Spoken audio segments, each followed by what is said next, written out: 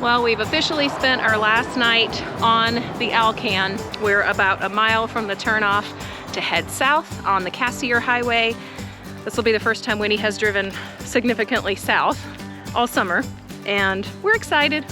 A little sad to be leaving the highway. It's been amazing. We've seen so much wildlife, and our plan is to dip back into a small section of Alaska called Hyder. There is a Fish Creek observation platform where sometimes you can see bears when they're fishing for salmon.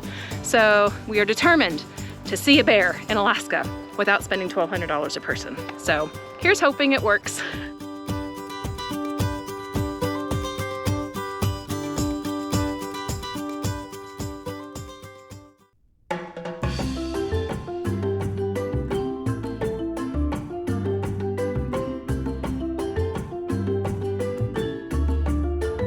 No, we did not get on a plane and jet down to the Caribbean. This is British Columbia.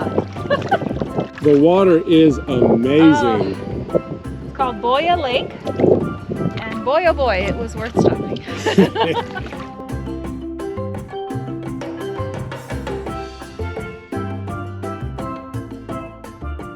The lake's brilliant color is a result of its clarity and the bottom being made of marl, a mixture of silt and shell pieces.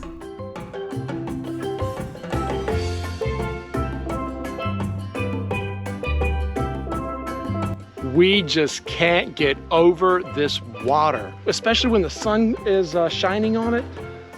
Yeah, it just looks like a brilliant emerald, like a jewel.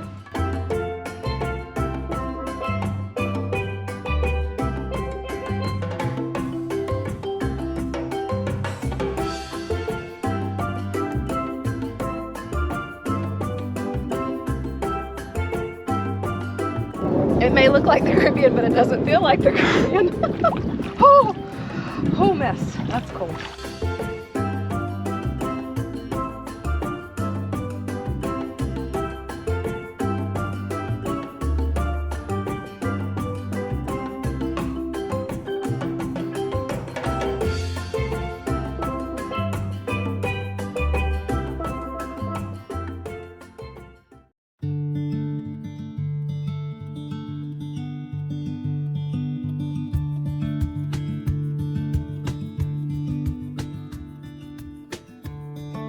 Hey, Kaylee.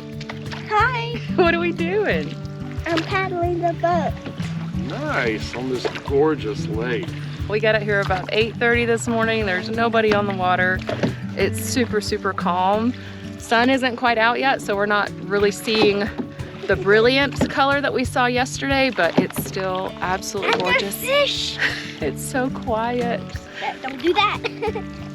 This is well worth, what, $15? About 15 American. Yeah. For a 2-hour rental, so let's go have some fun.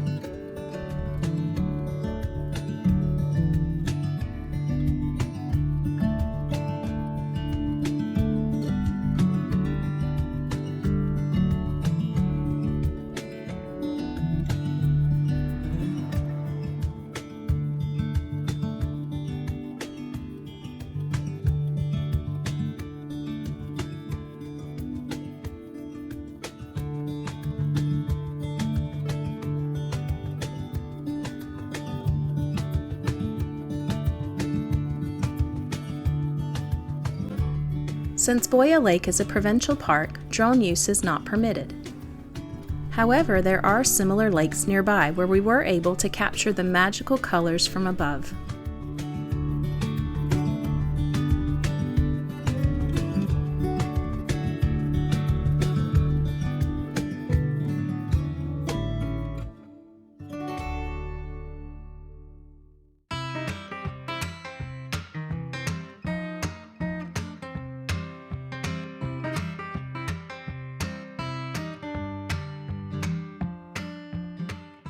Jade City has been mining nephrite jade from the mountains of British Columbia since 1972. This stone, one of the hardest in the world, must be cut and carved using diamond-tipped tools.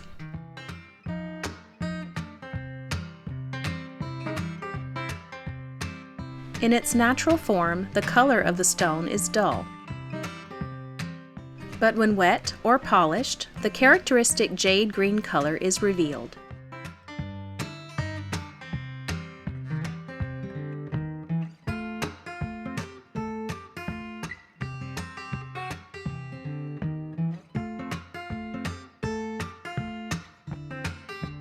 $2,600.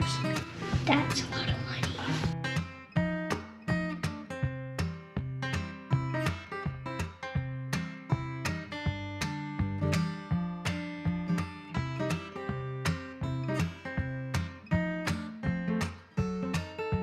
I think my girls are gonna have a heart attack. That is 6 bears we've seen today. Wow, Jay's been a really awesome bear day. What does that make? 25 bears we've seen on the trip so far?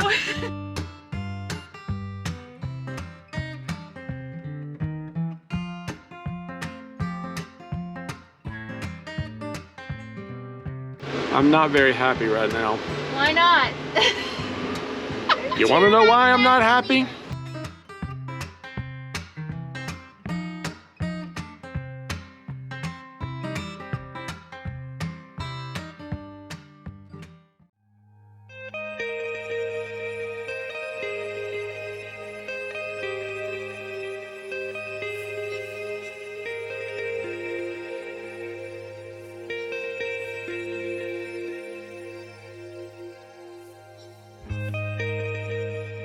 Although we had heard good things about the Stewart-Cassiar Highway, we didn't expect the striking beauty of the mountains, lakes, forest, rivers, wetlands, and the mist.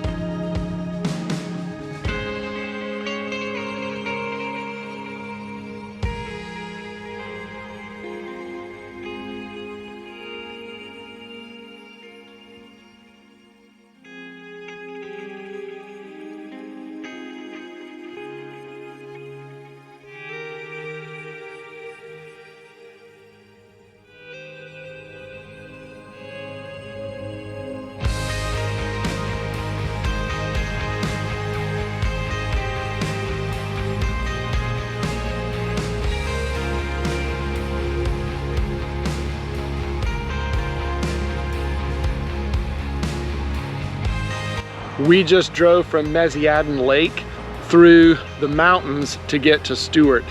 And wow, that valley is like nothing else we've ever seen. It's like a combination of Yosemite Valley and Keystone Canyon and Thompson Pass outside of Valdez, all wrapped up into one.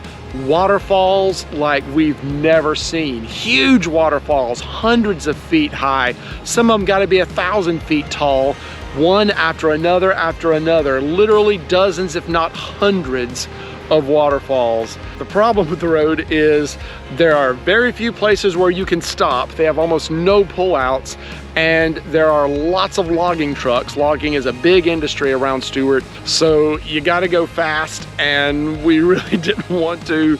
So we're hoping we're gonna get to go through there again whenever the weather's maybe a little bit better for it, and we can get some better footage of it, because that was just so awesome. The Inside Passage region of Alaska is mostly accessed by boat or plane, but you can reach the tiny town of Hyder by driving through Stewart, British Columbia.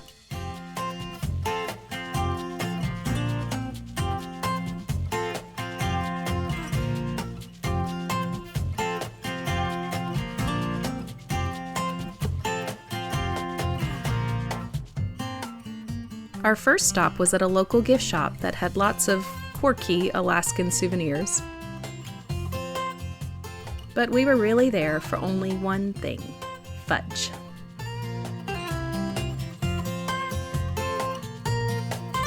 Let's try. That is excellent fudge. Are we gonna go get more?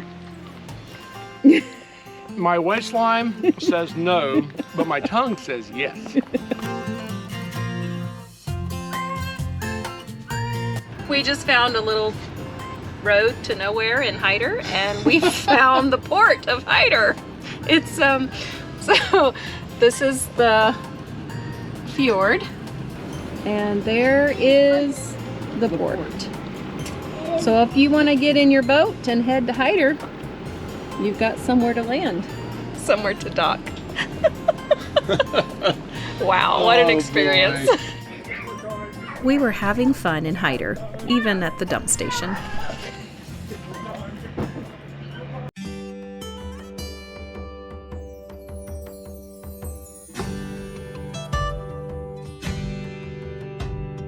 We're at the Fish Creek Wildlife Observation Site. It's part of the Tongass National Forest. Right now there are pink and chum salmon that are spawning in the stream here. It's a pretty reliable place to see bears. From their board, it doesn't look like it's been quite as reliable this past week as it has been in the past. So we got here about 7:45 this morning and haven't had any luck. But we'll probably hang around most of the day and just see if we see anything.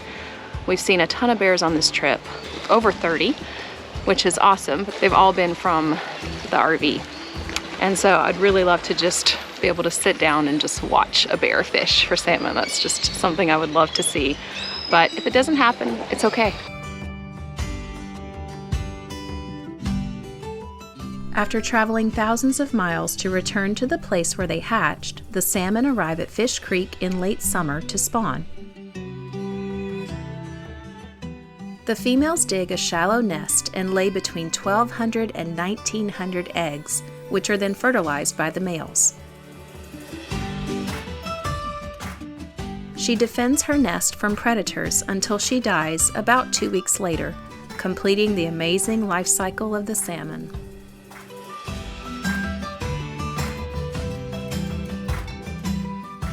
Is it dinner time yet? I'm hungry.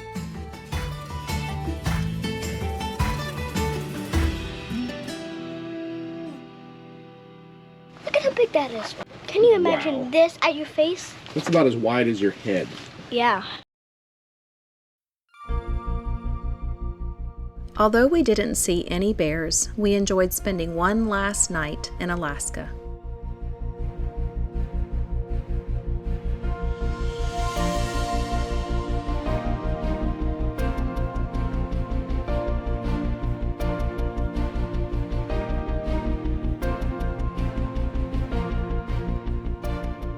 Driving back through the Glacier Highway, we were blessed with vistas that rivaled any we had ever seen.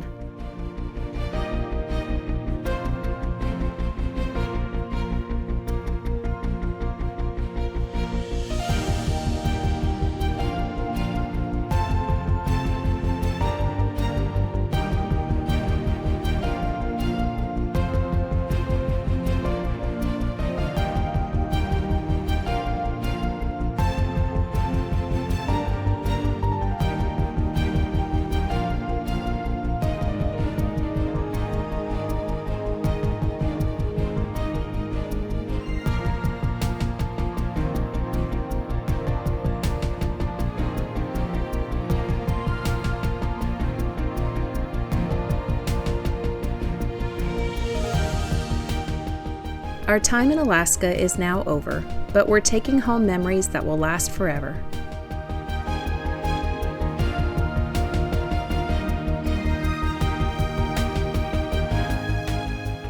Over the last 3 months, the experiences we've had in the last frontier have left us with a sense of wonder and amazement.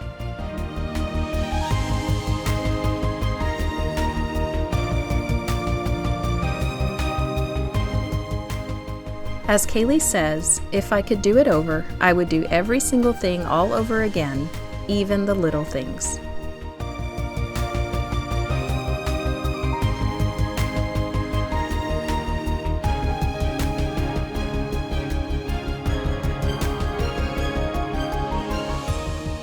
Join us down the road as we share our thoughts, tips, and advice for a road trip to Alaska. And until next time, enjoy your journey.